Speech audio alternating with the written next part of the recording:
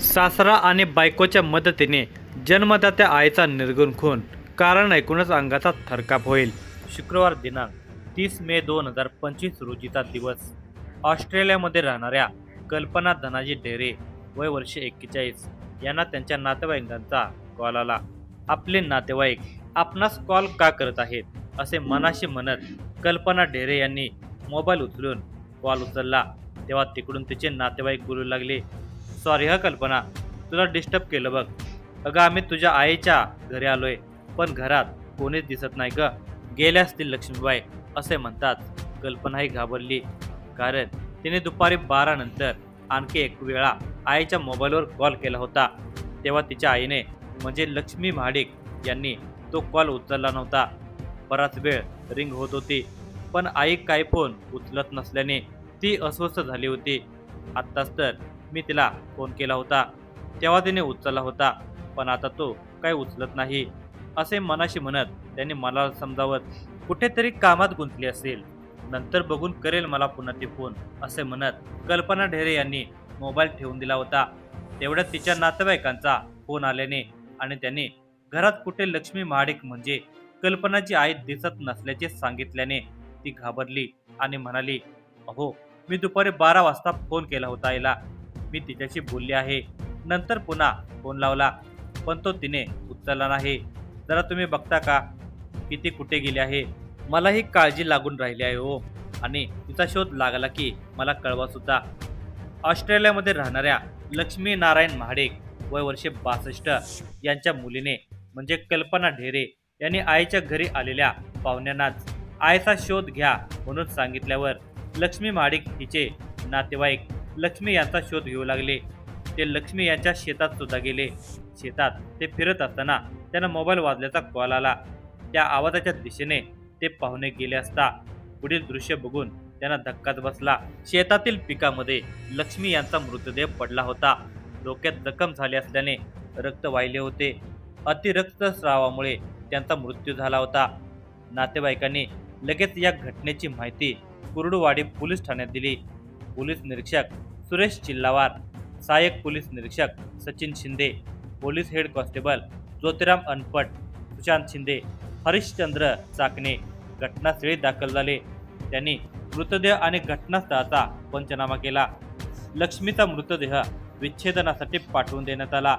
लक्ष्मी यांचा मुलगा दत्तात्रय आणि सून रजनी दोघे बेपत्ता होते. पोलिसांनी लक्ष्मी यांची मुलगी कल्पना ढेरे हिला ऑस्ट्रेलिया येथे फोन करून आईचा खून झाला असल्याची माहिती दिली. आईचा खून झाल्याचे कळताच कल्पना लगेच विमानाने येण्यास निघाल्या. लक्ष्मीच्या खून प्रकरणी मारुती रामा देवडे राहणार अनाळा तालुका परांडा या नातेवाईकांनी कुर्डुवाडी पोलीस ठाण्यात फिर्याद दाखल केली. पोलिसांनी अज्ञात व्यक्तीविरुद्ध खुनाचा गुन्हा दाखल केला. 2 दिवसामध्ये ऑस्ट्रेलियातून कल्पना मुंगशी येथे आल्या होत्या. लक्ष्मी यांचा अंत्यविधी करण्यासाठी घरात मुलगा दत्तात्रय नसल्याने कल्पना यांनी लक्ष्मी यांच्यावर अंत्यसंस्कार केले. लक्ष्मी यांच्या शवविच्छेदनाचा अहवाल पोलिसांना मिळाला. या अहवालामध्ये लक्ष्मी यांचा गळा दाबून आणि डोक्यात दगडाने वार केल्यामुळे मृत्यू झाल्याचे नमूद केले होते. लक्ष्मी यांचा खून कोणी आणि कोणत्या कारणामुळे केला याचा तपास पोलिसांनी सुरू केला. श्वान पथकाला पाचारण करण्यात आले. तेव्हा श्वान मृतदेह सापडला त्या ठिकाणाहून लक्ष्मी यांचा मुलगा दत्तात्रय आणि सून रजनी राहत असलेल्या घरापर्यंत गेला. पोलिसांना तपासाचा मार्ग सापडला. नंतर पोलिसांनी लक्ष्मी यांची मुलगी कल्पना ढेरे यांच्याकडे चौकशी केली. तेव्हा कल्पना यांनी सांगितले की माझी आई हिला मी व दत्तात्रय अशी 2 मुले आहोत. वडील नारायण हे शेती करत होते. 8 एकर शेती आहे.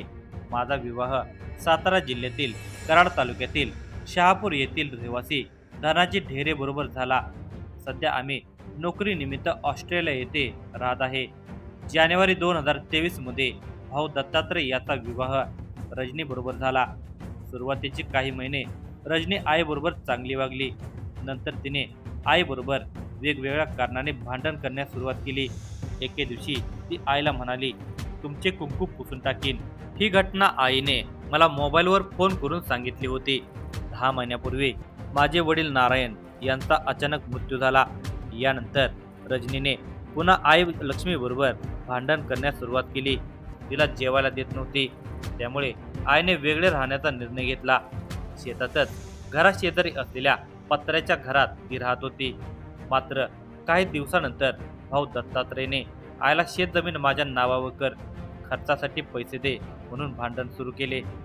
दत्तात्रय यास भांडण्यासाठी रजनी आणि तिचे वडील धर्मा बागल प्रोत्साहन देत होते. एके दिवशी रजनीने सासू लक्ष्मी यांना मारहाणही केली होती. त्यामुळे लक्ष्मी दिनांक 25 मे 2025 रोजी मी पंढरपूरला विठ्ठलाच्या दर्शनाला जात असल्याचे तिने मला मोबाईलवरून सांगितले होते. पंढरपूरला जाऊन आल्यानंतर तिने आपण घरी आल्याचे कल्पना यांना कळवले होते. दिनांक 30 मे 2025 रोजी आई लक्ष्मीने मला मोबाईलवर फोन करून सांगितले की मी कन्हे गावात बँकेतून पैसे काढण्यासाठी जात आहे.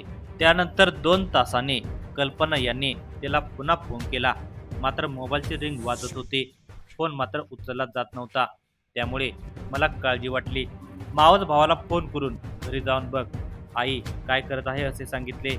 तो घरी गेला तेव्हा घरात कोणीही नव्हते. नंतर 2 तासांनी एका नातेवाईकाचा फोन आला. आम्ही घरी लक्ष्मी यांना भेटण्यास आलो आहोत, मात्र त्या घरी नाहीत. तिचा फोनही उचलला जात नाही असे नातेवाईकांनी सांगताच कल्पना ढेरे यांनी त्या नातेवाईकांना आई शेतात गेली आहे का ते पहा असे सांगितले. नातेवाईक शेतात तिचा शोध घेत असताना मोबाईलचा आवाज आला. त्या दिशेने ते गेले असता त्यांना आईचा मृतदेह आढळून आला. माझ्या आईचा खून भाऊ दत्तात्रय आणि त्याची बायको रजनीचे वडील धर्मा बागल यांनी केला असावा असा संशय कल्पना ढेरे यांनी व्यक्त केला. या जबाबानुसार तिघांना ताब्यात घेणे गरजेचे होते. पोलिसांनी दत्तात्रय आणि त्याची बायको रजनी यांना ताब्यात घेतले. त्यांच्यावर प्रश्नांचा भडीमारा केला असता त्यांनी गुन्ह्याची कबुली दिली. यामुळे लक्ष्मी नारायण महाडिक यांच्या खून प्रकरणी मुलगा दत्तात्रय नारायण महाडिक, सून रजनी दत्तात्रय महाडिक, सुनेचे वडील धर्मा बागल या तिघांवर गुन्हा दाखल केला. संशयित आरोपी दत्तात्रय आणि रजनी यांना न्यायालयासमोर उभे केले असता न्यायाधीशांनी 5 दिवस पोलीस कोठडीत ठेवण्याचे आदेश दिले. पोलीस कोठडीत दोघांची कसून चौकशी केली तेव्हा त्यांनी सांगितले की वडील नारायण यांच्या नावावर 8 एकर शेती होती. त्यांचे निधन झाल्यावर शेतीवर आई लक्ष्मी यांचे नाव लागले. यामुळे शेतीचा सर्व व्यवहार आई पाहत होती. म्हणून मला राग येत होता. मी तिच्याकडे पैशाची मागणी करून शेत जमीन माझ्या नावावर कर असा तगादा लावला होता. मात्र ते ऐकत नव्हते. यातून भांडणे होत होती. म्हणून ती शेजारी वेगळी राहत होती. मात्र मला नावावर शेती हवी होती. म्हणून दिनांक 30 मे 2025 रोजी रजनीचे वडील धर्मा बागल आले होते. यावेळी आम्ही आईला शेत जमीन नावावर कर असे सांगितले. तिने नकार दिल्यामुळे शेतातच तिचा गळा दाबला आणि डोक्यात दगड टाकून खून केल्याची कबुली दोन्ही आरोपींनी दिली. या खून प्रकरणामध्ये धर्मा बागल यांचाही सहभाग असल्याने धर्मा बागल यांनाही अटक करण्यात आली.